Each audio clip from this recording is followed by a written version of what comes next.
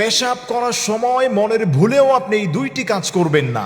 যদি এই দুইটি কাজ আপনি করেন, মারাত্মক ঝুঁকি আপনার হতে পারে। তোমার মেডিকেল সায়েন্সও বলছে যারা পেশাব করার সময় এই দুইটি ভুল কাজ করবে, আল্লাহ তাআলা তাদের উপর লানত বর্ষণ করবেন এবং বড় বড় রোগ শোক তার উপর দেখা দিতে পারে।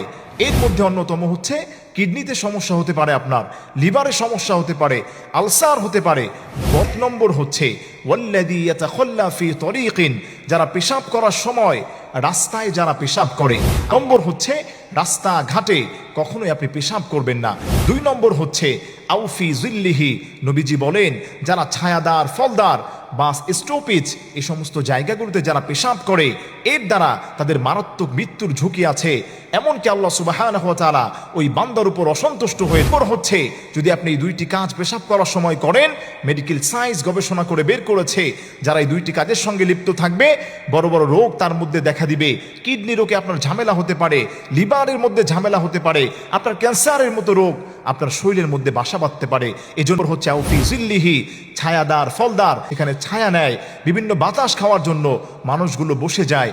ওই জায়গাটাতে আপনি কি করলেন? পেশাব করলেন। মানুষ চলাচলের রাস্তার মধ্যে আপনি পেশাব করবেন না, তাহলেই মারাত্মক মৃত্যু ঝুঁকি থেকে, বিপদ মুসিবত থেকে আমরা বেঁচে থাকতে